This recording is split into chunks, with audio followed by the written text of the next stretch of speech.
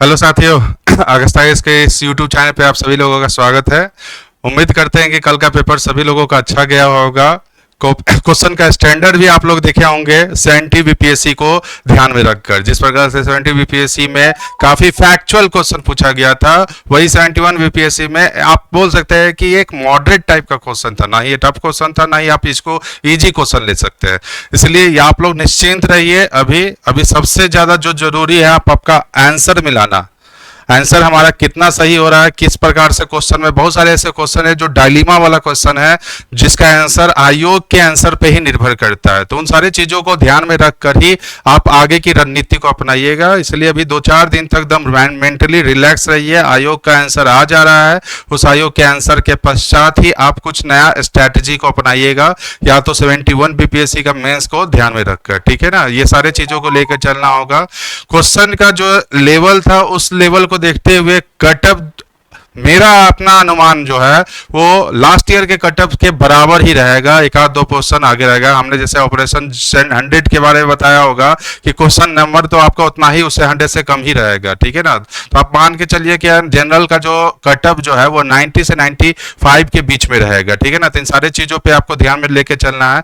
हमने यहाँ पर आंसर राइटिंग के ये क्वेश्चन डिस्कशन का लेकर जो हमने यहाँ पर भी शुरू किया है, आज वीडियो जो बना रहे हैं, ये आपका पार्ट बाय पार्ट वीडियो बन रहा है। यानी सब सब्जेक्ट के अलग अलग एक्सपर्ट जो हैंगे विथ एक्सप्लेनेशन के साथ किस प्रकार से आंसर बनेगी, किस प्रकार से आंसर इजी है, इन सारे चीजों पर एक्सपर्ट के साथ इस पर डिस्कस किया जाएगा। इन्हीं सारे चीजों को लेकर आज जो हम शुरू करने जा रहे हैं वो है आपका पॉलिटी की डिस्कशन। पॉलिटी का लगभग 15 से 16 क्वेश्चन जो है वो आपके प्रीलिम्स में पूछा गया है, और ये पॉलिटी के क्वेश्चन को किस प्रकार से सर डिस्कस कराएंगे, ये हमारे सामने आर.के. दुबे सर है।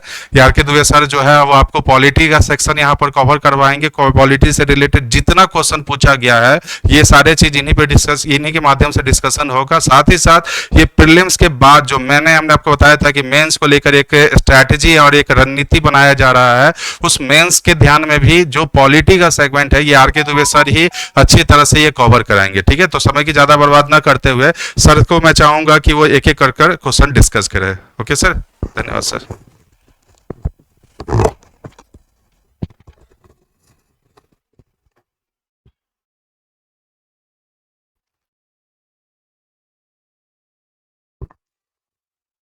दोस्त, चलिए हम आगे बढ़ते हैं सीधे क्वेश्चन की ओर। सबसे पहला क्वेश्चन मेरे हम लोग के सामने ये है। पहला क्वेश्चन है,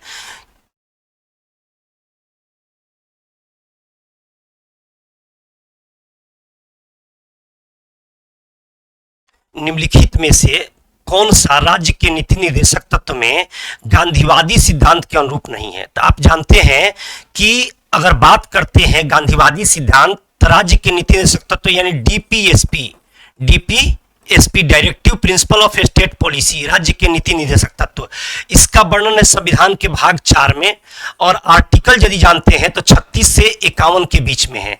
तो यहाँ पर राज्य के नीति निर्देशक तत्व में 3 प्रकार के सिद्धांतों का उल्लेख किया गया है, जिसमें कि आप पहला हो गया गांधीवादी सिद्धांत, दूसरा हो गया समाजवादी सिद्धांत, और तीसरा हो गया उदारवादी सिद्धांत। ये 3 प्रकार के सिद्धांतों की चर्चा की गई है, इसी पर राज्य के नीति निर्देशक तत्व बने हैं। तो सबसे पहला क्वेश्चन बनता है कि ग्राम पंचायतों का गठन, तो ग्राम पंचायतों का गठन किस आर्टिकल में है? 40 में है। समान नागरिक संहिता अनुच्छेद यूनिफॉर्म सिविल कोड 44 में है। ग्रामीण क्षेत्रों में कुटीर उद्योग की पदोन्नति और काम का अधिकार, तो काम का अधिकार जो है वह कौन किस में गांधीवादी सिद्धांत के अनुरूप कौन सा नहीं है? यहां पर क्वेश्चन पूछ रहा है कि नहीं है। तो नहीं में आप देखते हैं तो गांधी जी और जवाहरलाल नेहरू ने पंचायती राज व्यवस्था की बातें कही थी, लेकिन अंबेडकर साहब इसका विरोधी किए थे। तो ये गांधीवादी सिद्धांत के अनुरूप तो बिल्कुल होगा ही होगा। और बात करते हैं कि ग्रामीण क्षेत्रों में कुटीर उद्योग की प्रोन्नति, ये आपको गांधीवादी क्षेत्र के गांधीवादी सिद्धांत के अनुरूप है, तभी तो गांधी जी कुटीर उद्योग चला रहे थे। यूनिफॉर्म सिविल कोड ये आपको नहीं है, और काम का अधिकार जो होता है ये आपको नहीं है। इसलिए आंसर क्या होगा? 2 और 4। तो 2 और 4 किसमें है? तो ऑप्शन सी। इसीलिए हम यहां पर ऑप्शन सी को ही मारेंगे। यहां पर सबसे पहले देखना है, ऐसे क्वेश्चन कभी भी दोस्त बनाते हैं, आप पढ़े होंगे, तो आपको देखना है कि कौन पॉजिटिव आंसर मांग रहा है और कौन नेगेटिव आंसर मांग रहा है। और डीपीएसपी पूछे होंगे तो आपको 3 फॉर्मूला बताए, गांधीयन, गांधीवादी, और उसके बाद से समाजवादी और उदारवादी। ये 3 सिद्धांत पर राज्य के नीति निदेशक तत्व काम करता है। तो कोई डाउट यहां पर नहीं होना चाहिए। अगले क्वेश्चन के साथ चलते हैं। अगला क्वेश्चन है कि पंचायतों की वित्तीय स्थिति की समीक्षा करने के लिए कौन अधिकृत है? पंचायतों की वित्तीय स्थिति की समीक्षा कौन करता है? तो ब्लॉक समिति के अध्यक्ष करते हैं कि नहीं करते हैं? अब बताइए कि पंचायत के वित्तीय स्थिति के जो समीक्षा होती है वो राज्यपाल द्वारा गठित कमेटी जो होती है, गठित वित्त आयोग की कमेटी होती है, वो करती है। यहां पर राज्य में कोई भी काम होता है तो आप इस चीज को पढ़े होंगे कि सब विभाग के द्वारा होता है, लेकिन सुप्रीम पावर कौन होता है? गवर्नर होता है। चूंकि जिस तरह से देश में राष्ट्रपति के साइन के बिना एक काम नहीं हो सकता है, उसी तरह से राज्यपाल के स्वीकृति के बिना एक भी काम नहीं हो सकता है। तो जैसे कि ग्राम पंचायत का कोई भी बात आवे या लोकल सेल्फ गवर्नमेंट की बात आवे तो ये राज्य सरकार के अधीन होता है। और राज्य सरकार का भले प्रधान मुख्यमंत्री हो, लेकिन सब काम किसके नाम से होता है? राज्यपाल के नाम से। इसलिए कहीं छटकने की जरूरत नहीं, इसका आंसर डी हो जाएगा। ऐसे कभी भी क्वेश्चन मिलते हैं और जहां बोलेगा कि इसके लिए अधिकृत कौन है, तो चाहे काम आप करें या हम करें, जहां पर राज्यपाल आ जाएगा तो राज्य का संवैधानिक प्रधान वही हो जाएगा। जो प्रांत स्तरीय राज्य की इकाई है जैसे बिहार, झारखंड, तो वहां पर इस तरह से क्वेश्चन में कहीं आपको इफ बट करने की जरूरत यहां पर नहीं है। अगले क्वेश्चन के साथ चलते हैं। तो नेक्स्ट क्वेश्चन देख लेते हैं। अगला क्वेश्चन है कि सरकार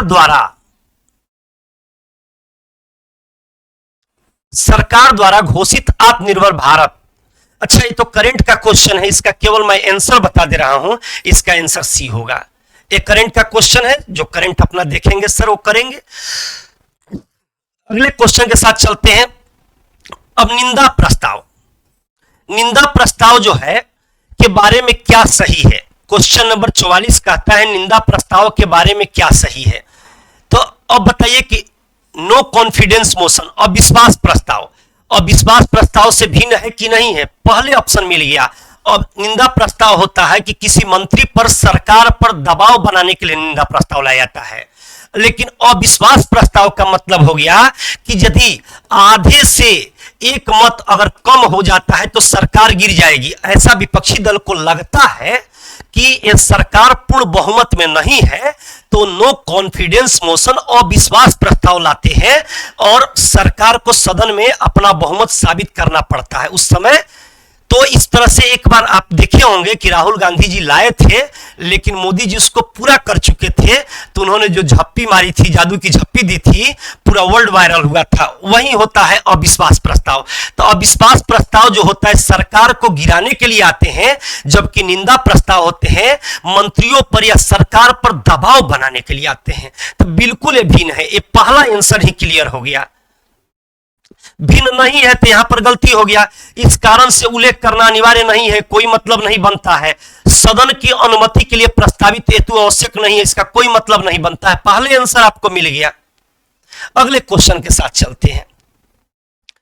अगला क्वेश्चन यहां पर जो भी है जिस सेट का भी है, ये क्वेश्चन को केवल देखिए, नंबरिंग पर तो हर सेट का अलग अलग जाएगा। निम्नलिखित में से कौन वित्त आयोग के सदस्य के लिए आवश्यक अर्हताओं का निर्धारण करता है?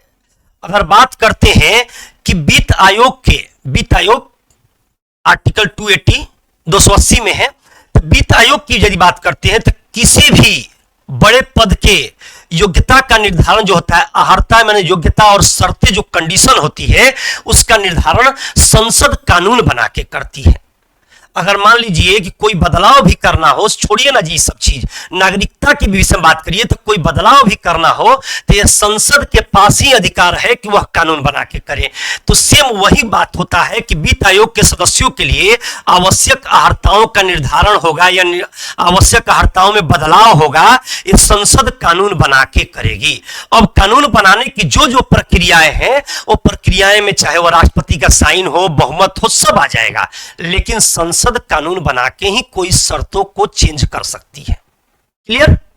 अगला क्वेश्चन पर चलते हैं। अगला क्वेश्चन है, केंद्रीय सरकार के बारे में निम्नलिखित कथनों पर विचार कीजिए। पहला है कि मंत्रालय तथा विभागों का निर्माण प्रधानमंत्री द्वारा कैबिनेट सचिव के परामर्श से होता है। पहला क्वेश्चन कह रहा है कि मंत्रालय तथा विभागों का निर्माण प्रधानमंत्री द्वारा कैबिनेट सचिव के परामर्श से होता है। अब ये बताइए कि कैबिनेट सचिव के परामर्श से प्रधानमंत्री कोई काम थोड़े करते हैं, प्रधानमंत्री के सलाह पर जो होते हैं ना, प्रधानमंत्री के सलाह पर राष्ट्रपति किसी चीज का आवंटन करते हैं।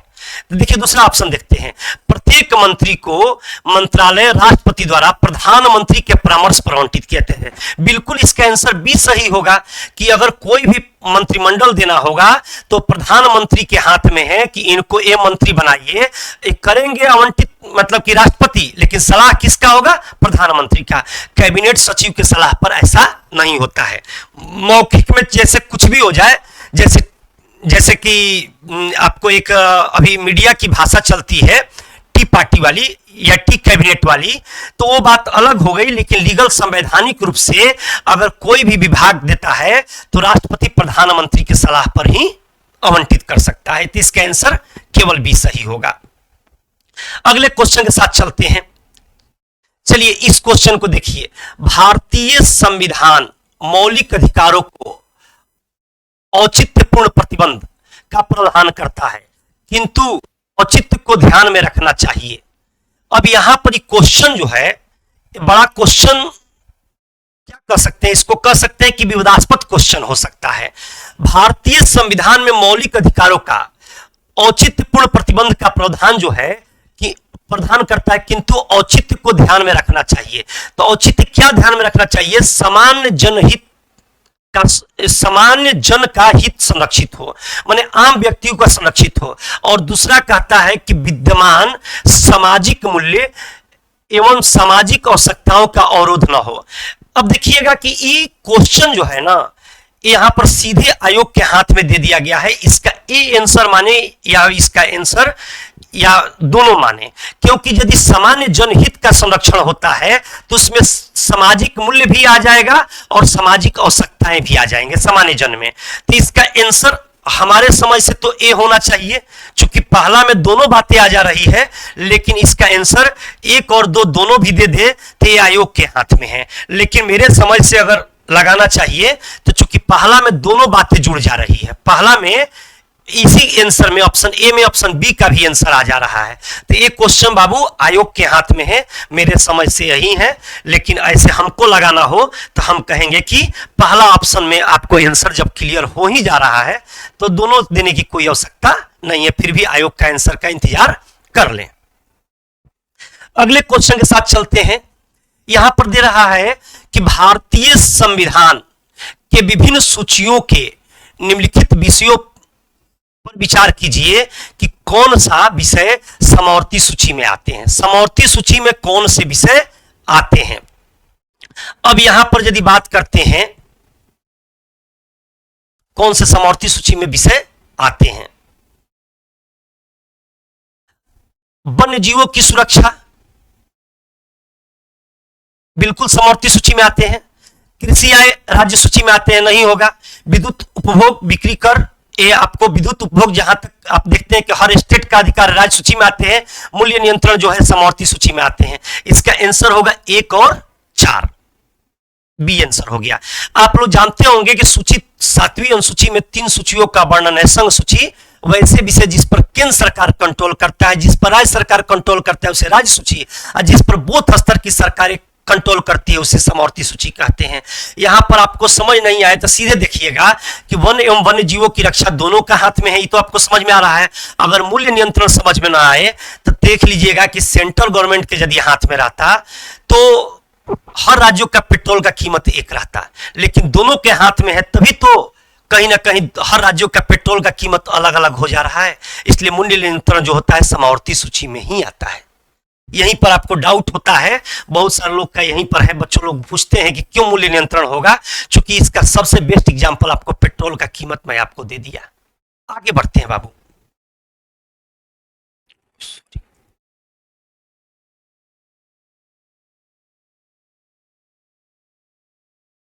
अगला क्वेश्चन, निम्नलिखित में से कौन सा युग्म सुमेलित नहीं है।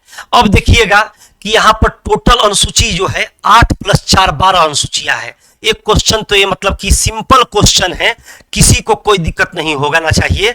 अगर बात करते हैं तो अनुसूची 1 में, तो अनुसूची 1 में आप जैसे जानते होंगे कि संघ एवं राज्य का वर्णन है। अनुसूची 2 में है वेतन का वर्णन, 3 में है शपथ का वर्णन, यानी ये सही है, सुमेलित नहीं है, यहाँ पर नेगेटिव क्वेश्चन है। राज्यसभा के सीटों का आवंटन 4 में है। 5वां में क्या है, अनुसूचित क्षेत्रों के प्रशासन का वर्णन, यहाँ पर अनुसूची 5 होना चाहिए। असम, त्रिपुरा, मेघालय और ये 4 गो राज्य है केंद्र शासित राज्य, यहाँ पर 6वीं अनुसूची में आपको वो है, जबकि अनुसूचित जनजातियों के प्रशासन यहाँ पर 5वीं अनुसूची में है। इसीलिए यही आंसर क्या हो गया, गलती हो गया, यही आंसर गलती हो गया। और संघ सूची का वर्णन 7वीं अनुसूची में है। मैं अभी बताया कि तीनों सूची का वर्णन, इसलिए इसका आंसर कौन सा नहीं है, तो आंसर सी नहीं है। अगले क्वेश्चन के साथ चलते हैं। अब देखिएगा यहां पर एक क्वेश्चन है कि पंचायती राज का मुख्य उद्देश्य क्या है। यहां पर ऐसी बात नहीं है कि पंचायती राज का उद्देश्य आप नहीं जानते, सब कोई जानता है, इसमें सब आंसर सही है। लेकिन सब आंसर के बाद एक आंसर तो आपको निकालना पड़ेगा अपने सोच के अनुसार। तो रोजगार सृजन, अब कहिएगा कि रोजगार को पंचायत से जोड़ना नहीं जा सकता है मनरेगा को, तो कोई विकल्प नहीं है। रोजगार सृजन, कृषि उत्पादन में वृद्धि कराना, जनता में राजनीतिक चेतना का वृद्धि कराना, और चौथा है जनता को विकास के प्रशासन में प्रतिभाग करने योग्य बनाना। ये पंचायती राज व्यवस्था का सबसे बड़ा लक्षण है कि जनता को विकास के प्रशासन में प्रतिभाग करने योग्य, माने उसमें अपना हिस्सेदारी लेने योग्य, अपना शेयर करने योग्य, उसके अनुरूप मजबूत बनाना जनता को, यही पंचायती राज व्यवस्था का लक्षण है। क्योंकि जब गांधी जी ये बात लेके आए थे तो लोकल सेल्फ गवर्नमेंट लेके आए थे, तो यहाँ पर 3 स्तर की सरकारें दी गई थी। एक आपको केंद्र स्तरीय सरकार, दूसरा एक राज्य स्तरीय सरकार, और यहाँ पर देखा गया कि जब तक लोग योग्य नहीं होंगे, इसीलिए यहां पर लोकल सेल्फ गवर्नमेंट दिया गया ताकि लोगों में योग्यता को बढ़ाया जा सके। इसलिए इसका आंसर क्या होगा कि लोगों में प्रशासन में प्रतिभाग करने योग्य बनाना, यानी यहां पर तीसरे स्तर की जो सरकार है लोकल सेल्फ गवर्नमेंट, इसीलिए खड़ा किया गया था। इसलिए इसका आंसर क्या होगा, डी होगा। अगला क्वेश्चन देखते हैं, पंचायतों में वित्तीय स्थिति की समीक्षा करने के लिए कौन अधिकृत है। अगर पंचायतों में वित्तीय स्थिति की समीक्षा करने के लिए अधिकृत है, तो मैंने यहां पर कई बार बोले हैं कि पंचायत के लिए अगर कोई भी अधिकृत है तो राज्य सरकार अधिकृत है, और राज्य सरकार का राज्य का संवैधानिक प्रधान राज्यपाल होता है। और मैंने एक क्वेश्चन बता रहा था, शायद क्वेश्चन रिपीट हो गया या वही क्वेश्चन होगा या और डिस्कशन याद आ रहा होगा, तो जहां पर राज्यपाल अगर ध्यान आएगा तो राज्य का संवैधानिक प्रधान राज्यपाल होता है। इसीलिए यही आंसर इसका क्या होगा, डी होगा। अगले क्वेश्चन पर चलते हैं। देखिए एक क्वेश्चन बहुत ही अच्छा क्वेश्चन है, निम्नलिखित कथनों पर विचार करिए। सदन को आहूत करने का अर्थ दीक्षांत है, स्थगन से सत्रवासन होता है, विघटन सदन को समाप्त करता है, स्थगन सदन के नेता द्वारा अकेले किया जा सकता है। अब यहां पर इसका जो आंसर है, इसका आंसर पर विचार करना है। तो सबसे पहला विचार करना है कि इसमें से 3 गो जो है ना, ये क्या है, सही है। तो इसमें से एगो क्या है, स्थगन सदन के नेता द्वारा अकेले किया जा सकता है। कभी भी अकेले सदन का स्थगन हो सकता है, इसीलिए क्या है, इसका आंसर डी होगा। ये नेगेटिव आंसर है। यही इसी टाइप का क्वेश्चन जो है ना, ये मॉडरेट क्वेश्चन कह सकते हैं। इसको आपको समझ के माध्यम से ही आंसर देना होगा, ये पढ़ाई से आप डायरेक्ट इसका आंसर आप दे नहीं पाइएगा। अगले क्वेश्चन पर चलते हैं। एक क्वेश्चन बहुत ही अच्छा है, भारत के महान्यायवादी, आप महान्यायवादी कहते हैं, अटॉर्नी जनरल ऑफ इंडिया सब कोई जानता है। महान्यायवादी के विषय में किसी को बताने की जरूरत नहीं है। तो महान्यायवादी का काम ही होता है कि राष्ट्रपति के विधिक मामलों में सलाह देना। राष्ट्रपति का सरकार का कानूनी सलाहकार होता है महान्यायवादी। तो महान्यायवादी का जो है वो काम क्या होता है, attorney general of India, Bharat के महान्यायवादी का, तो ये राष्ट्रपति के विधिक मामलों में क्या करते हैं, परामर्श देते हैं।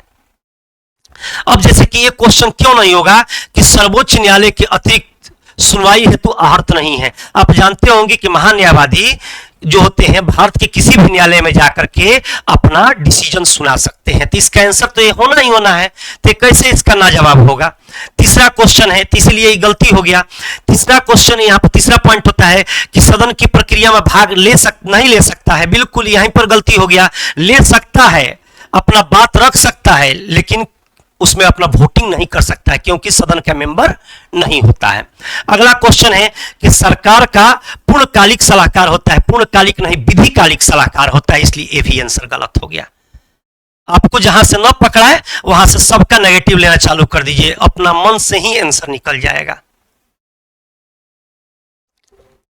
अब देखिएगा, लोकसभा के सचिवालय स्टाफ की नियुक्ति की शक्ति निहित है। अगर लोकसभा में कोई भी शक्ति निहित है तो लोकसभा में सर्वोच्च जो मालिक होता है वो स्पीकर ऑफ लोकसभा होता है। तो यहां पर कोई भी बात नहीं है, लोकसभा अध्यक्ष के परामर्श के उपरांत राष्ट्रपति, क्योंकि लोकसभा में कोई भी काम होगा तो लोकसभा अध्यक्ष के सलाह के बिना कोई काम होने वाला नहीं है। तो इसलिए इसका आंसर क्या होगा, डी होगा। कर्मचारी चयन आयोग में नहीं है, प्रधानमंत्री कार्यालय में नहीं है, संघ लोक सेवा आयोग में नहीं है। यहां पर मैं बताया कि अगर राज्य का विधानसभा है तो विधानसभा अध्यक्ष ही आपको देखते हैं कि किसी भी विधायक को मार्शल ला करके अगर वो अनुचित व्यवहार करते हैं तो उनको बाहर फेंकवा दिया जाता है। तो वहां पर सर्वे सर्वा कौन है, लोकसभा में लोकसभा अध्यक्ष है, राज्य में विधानसभा है तो विधानसभा अध्यक्ष है। अगले क्वेश्चन के साथ चलते हैं। राज्य विधायिका की कार्यवाही के बारे में क्या सत्य है। तो राज्य विधायिका की कार्यवाही के बारे में क्या सत्य है, तो महाधिवक्ता को मत देने का अधिकार है। अब महाधिवक्ता को कहीं भी मत देने का अधिकार नहीं है, क्योंकि जैसे महान्यायवादी को वोटिंग करने का अधिकार मैंने अपनी अभी बताया, जैसे कि सेंट्रल गवर्नमेंट में महान्यायवादी को वोटिंग करने का अधिकार नहीं है, तो यहां पर महाधिवक्ता को कैसे हो जाएगा। तो सिंपल बात की नहीं है। दूसरा बात है कि विधायिका के कार्य में केवल विधायिका में कार्य केवल राज्य की सरकारी भाषा हिंदी अथवा अंग्रेजी में निष्पादित किए जाते हैं। उसके बाद से यदि क्वेश्चन कहता है कि यह किसी उच्च न्यायालय के न्यायाधीश के आचरण पर चर्चा कर सकती है। उच्च न्यायालय के कभी भी आचरण पर चर्चा तो हो ही नहीं सकती, यदि होगा भी तो वह सुप्रीम कोर्ट में संसद में होगा, वो भी जब महाभियोग जैसी प्रस्ताव हटाने के लिए प्रस्ताव आएगी तो होगा। और यहां पर क्या होगा कि किसी भी अनियमितता के आधार पर कार्रवाई के लिए वैधता पर प्रश्न किए जा सकते, ये भी क्वेश्चन गलत है। बस केवल इसका ऑप्शन बी सही है, क्योंकि विधायिका में कार्य केवल राज्य की सरकारी भाषा अथवा हिंदी अंग्रेजी, तो सरकारी भाषा जो राज्य अपना दो गो कोई ऑफिशियल लैंग्वेज रख सकता है उसमें या तो हिंदी अंग्रेजी में हो सकता है। इसके अलावा चलते हैं अगला क्वेश्चन की तरफ। एक मिनट, अगला क्वेश्चन देखते हैं कि निम्नलिखित में से कौन सा विषय उच्च न्यायालय और सर्वोच्च न्यायालय दोनों के अधिकार क्षेत्र में आता है। तो उच्च न्यायालय और सर्वोच्च न्यायालय दोनों के अधिकार क्षेत्रों में आने वाला विषय, आप देखते होंगे कि राज्यों के बीच विवाद, ये आपको देखते हैं कि हमेशा सुप्रीम कोर्ट देखता है। केंद्र और राज्य के विवाद सुप्रीम कोर्ट देखता है। संविधान का उल्लंघन सुप्रीम कोर्ट देखता है। लेकिन मौलिक अधिकारों का संरक्षण अनुच्छेद 32 के अनुसार सुप्रीम कोर्ट, अनुच्छेद 32 के अनुसार सुप्रीम कोर्ट और अनुच्छेद 226 के अनुसार हाई कोर्ट को आपको मौलिक अधिकारों के संरक्षण का अधिकार प्राप्त है। तो यहीं पर आपका पॉलिटी समाप्त हो गया और अब आपको मुकेश सर बताएंगे आगे की बात।